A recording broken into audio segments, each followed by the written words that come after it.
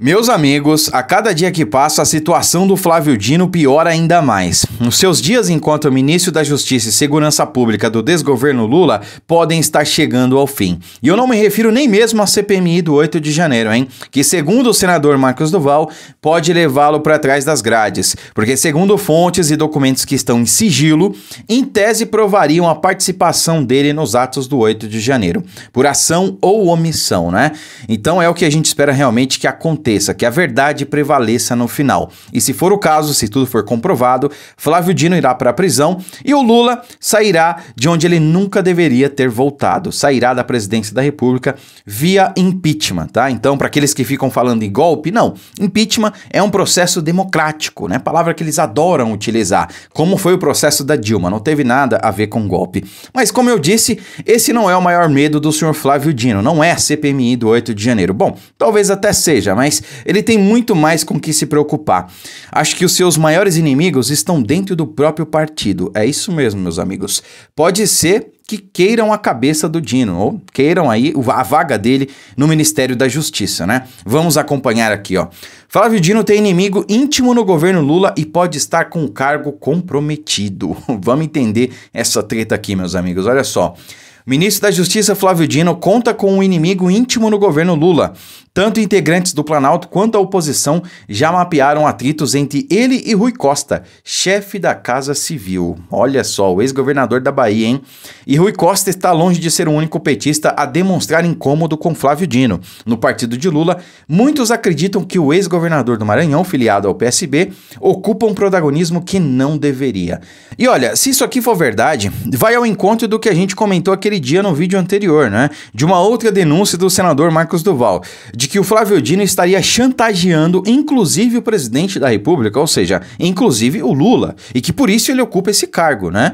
Então, se tem informações de dentro do próprio partido dizendo que ele não deveria estar ocupando esse cargo, que ele não deveria ter todo esse protagonismo, todo esse poder, bom, agora as coisas começam a fazer muito mais sentido, né? Se é verdade, nós não podemos afirmar, mas que fazem sentido, isso fazem. Bom, Dino será o principal alvo da oposição na CPMI do 8 de janeiro. E opositores acreditam que, se conseguirem provar a omissão do ministro das depredações, o governo Lula não fará esforço para salvá-lo, né? E se for verdade, realmente, aquelas denúncias do senador Marcos Duval, de que o Dino teria chantageado o Lula e outros membros aí do alto escalão do PT, a gente sabe que não vai ter mais como ele se sustentar no cargo, tá? Porque a única coisa que sustenta ele seria, em tese, se for verdade, essa chantagem, tá? Que o Dino tem com Lula e com o alto escalão do PT. Se isso for verdade, repito, não posso afirmar, né? Então, se realmente for demonstrado no âmbito da CPMI ação ou omissão, o Dino cai. Tá? E se Deus quiser, vai cair de lá para cadeia. O Lula, o desgoverno dele, não vai se intrometer, não vai se desgastar ainda mais para tentar salvar a pele do Dino. Agora, uma questão importante que a gente tem que levantar, né? Aonde o Dino seria, digamos, menos prejudicial ao Brasil? No Ministério da Justiça ou no Senado? Porque, infelizmente, ele também é senador da República, foi eleito, né? Então a gente não sabe aí, porque enquanto ele está no Ministério, o Senado está livre dessa peça, né? O Brasil também. Agora, se ele sair do Ministério, ele vai para o Senado. Bom, se ele sair do Ministério e for para a cadeia, acho que as coisas mudam. Talvez sofra impeachment, não sei, vamos aguardar.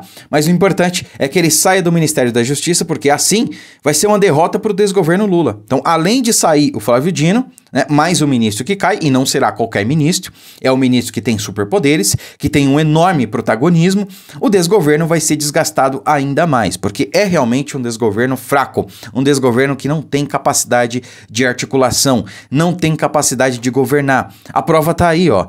Os dados econômicos só pioram, desemprego aumentando, dólar subindo, né? Engana-se quem pensa que o dólar agora baixou a barreira dos R$5 por conta do Lula. Não, não, não. São outros fatores econômicos que não tem nada a ver com Lula. Agora, se a gente encarar, por exemplo, os dados sobre a inflação, gente, os dados preliminares aí apontam para 6% esse ano. Preliminares.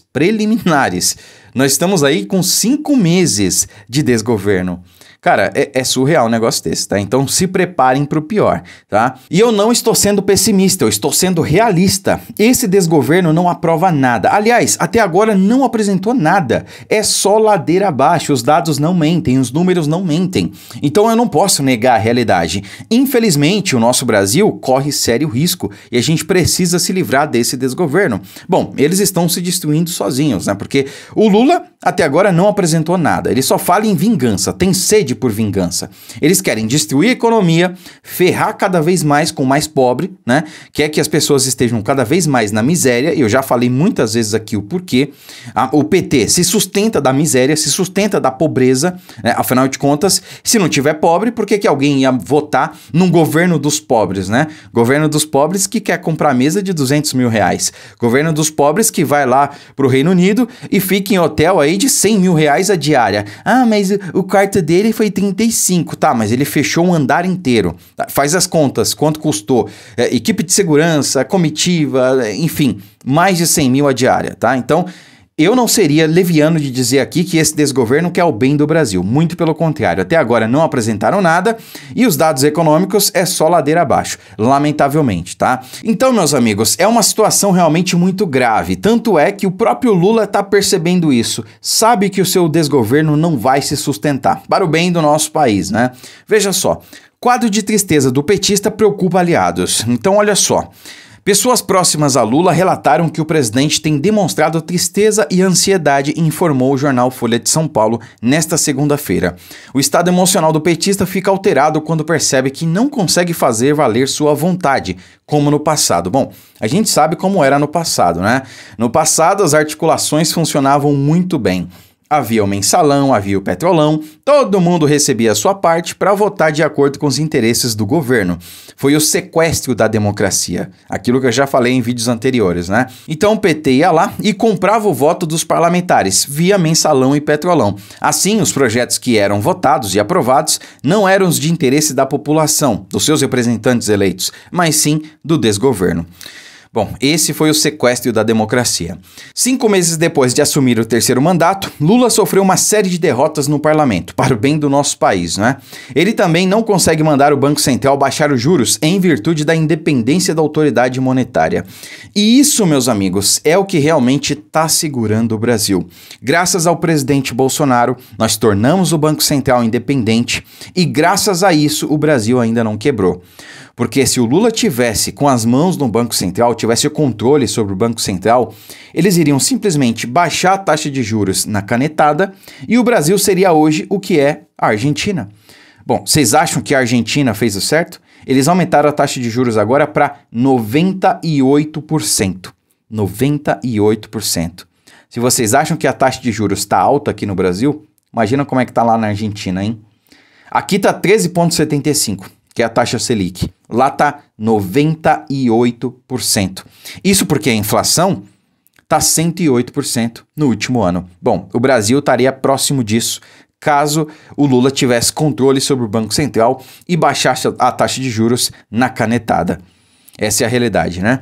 Diversas outras iniciativas que teve, inclusive no plano internacional, não vingaram. Tampouco a escolha de Cristiano Zanin, um dos seus advogados, para uma cadeira do Supremo Tribunal Federal, está sendo difícil. Isso porque até aliados de primeira ordem do Palácio do Planalto se opõem à nomeação de Zanin. E olha, pode ser que Zanin realmente não seja nomeado, hein? Se bem que tem informações aí que talvez ele não fizesse aí as vontades do Lula, tá? Não vou explanar muito sobre isso, é muito cedo ainda, mas realmente isso está causando um mal-estar dentro do desgoverno. O fato, meus amigos, é que o Lula não teve uma grande vitória dentro do Congresso até agora, tá?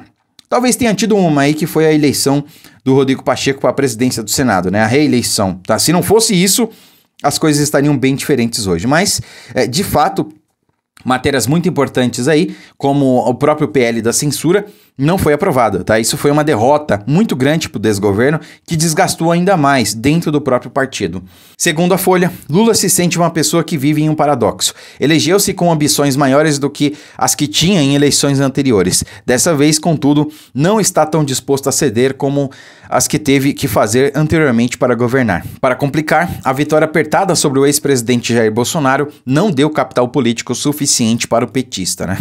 A vitória, né? Eu fico imaginando aqui que vitória é essa que eles tanto falam, né? Bom, não podemos aprofundar nesse assunto porque, como vocês sabem, não podemos falar sobre caixas mágicas e coisas do tipo aqui na plataforma, né? É a nossa democracia, tudo para o nosso bem, segundo o que eles falam, né? Enfim, de qualquer maneira, meus amigos, foi realmente uma vitória, com muitas aspas, bem apertada. Uma diferença ali de pouco mais de 2 milhões de votos. Isso numa eleição presidencial num país que tem mais de 200 milhões de habitantes é um número quase insignificante, né? Um número realmente muito baixo, uma margem muito apertada.